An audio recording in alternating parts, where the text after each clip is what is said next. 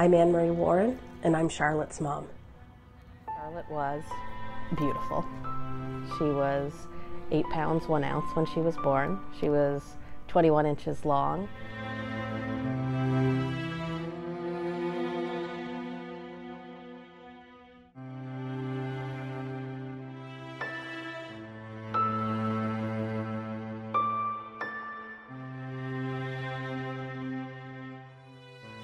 When we were in Winchester, before we were transported to CHEO, we were very naive.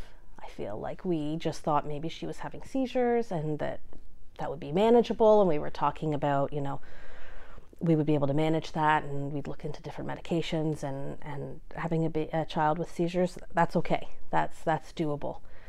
And so when I was transported to the general and we came to the NICU and saw Charlotte, and she was covered head to toe with needles and IVs and EEG stuff on her head, and there was monitors, and she had all these different medications, we were quickly brought back to reality and realized that this little thing that we thought was not a little thing anymore.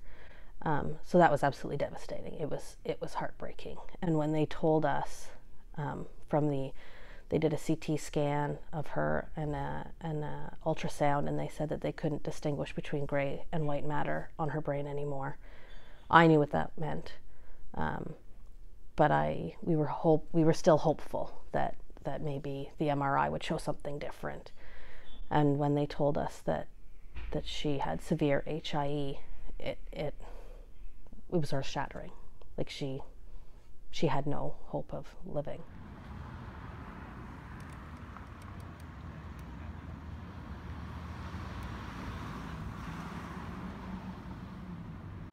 So we knew that we were going to have to take out Charlotte's breathing tube, and my husband and our social worker from CHEO went for a walk around the CHEO and general property, and my husband picked this garden. So we came here on a Thursday to take out Charlotte's breathing tube. It was the first time that we got to hold her without her breathing tube in, and all of her other medical devices that she needed.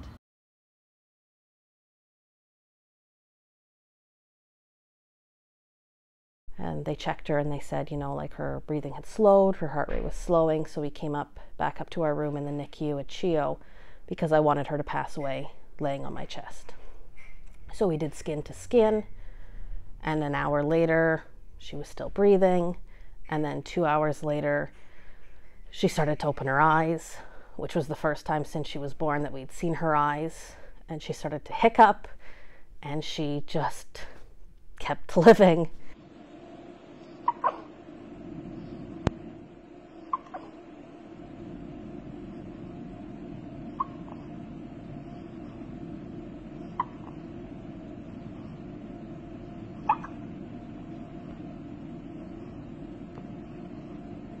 So we stayed the night at the NICU, and we came here to Roger Neilson House for what was expected to be an hour or so, a couple hours, maybe a night, and we stayed here for 36 days before she passed away.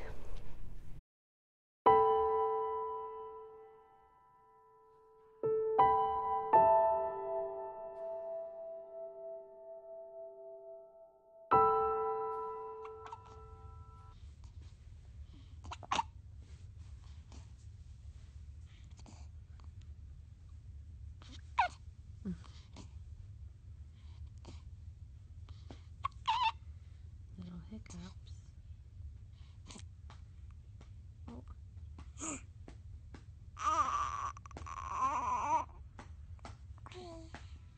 For us, our stay at Roger Neilson House wasn't about dying. It was about living as a family while receiving the care that Charlotte needed. In 44 days, we had so much to celebrate.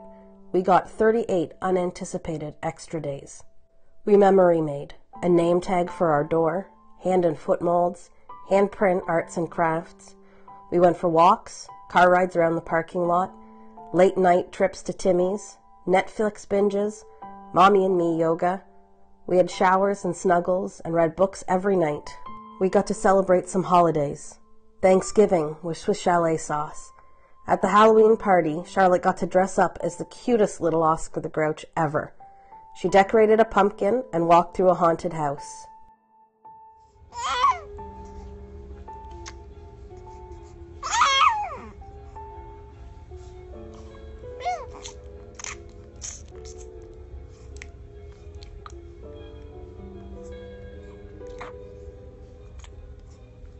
She got to meet 60 friends and family on her 1-month celebration, followed by a balloon release and a cake smash.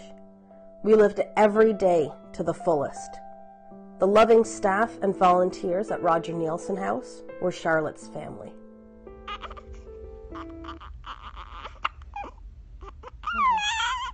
Who's a grumpy baby?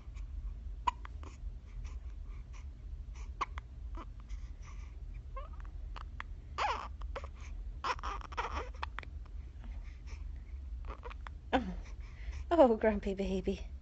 The last day of Charlotte's life, we were at Roger's house. We had woken up every night. Charlotte slept on my chest. We woke up that morning and she just looked off. She wasn't pink anymore. She was almost blue. Her lips were no longer pink. She wasn't waking up. She was just very lethargic. I took her out to the nurse's station to have them check her. And I told the nurse on duty that today was the last day. They checked her. We went back to the room. They continued to come in and check on us every little bit. My husband and myself laid in bed together with Charlotte, and she just passed away on my chest.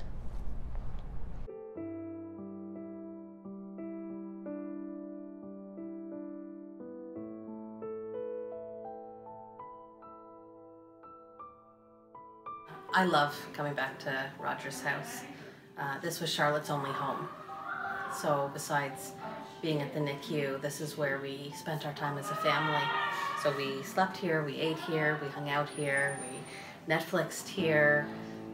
It's great coming back. I feel a presence. I love being here because everybody here knew and met Charlotte.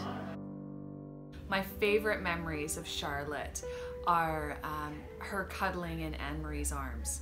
And Charlotte didn't like to be anywhere else but in Anne-Marie's arms.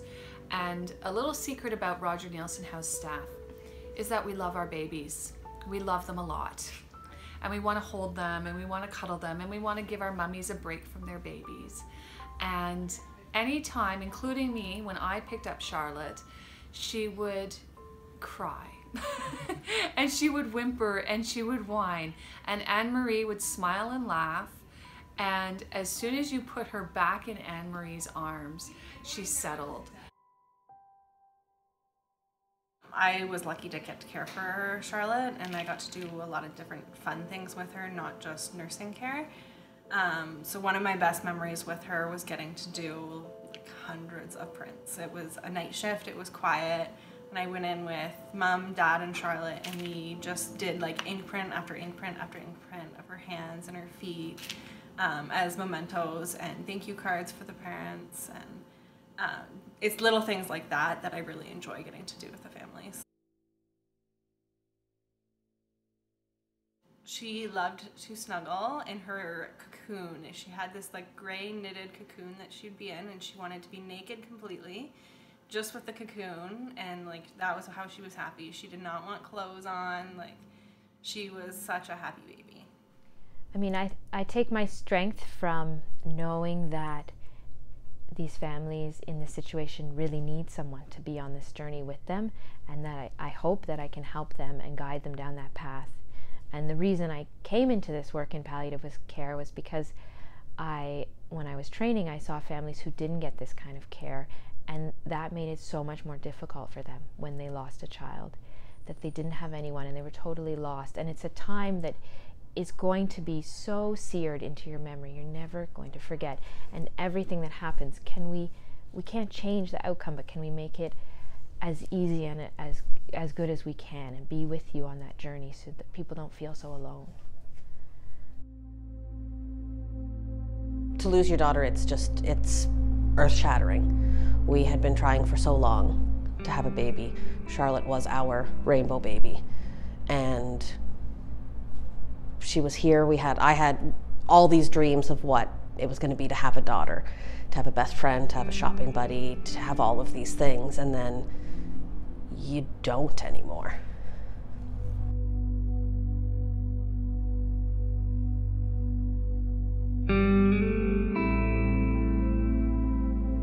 The perinatal loss bereavement group at Roger's house helped me so much. Group isn't about sadness, it's about happiness, growth, and strength. It's about honoring your baby. It's a safe place to be vulnerable while getting yourself well again. I was really lucky to have been in group with wonderful women and their husbands. We continue to get together for monthly drop-in groups and dinners. We support one another, we celebrate holidays and each other's important events. We have created our own family. It's not a group that anybody wants to be a part of, but I'm very thankful that it exists. We are sisters in loss.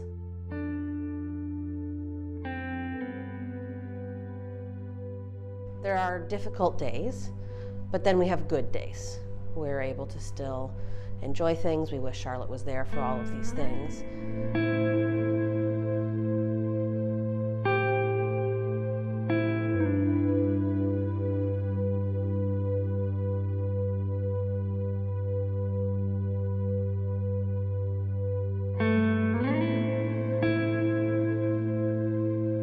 Charlotte was the most beautiful baby I'd ever seen. I am so thankful for our 44 days with Charlotte.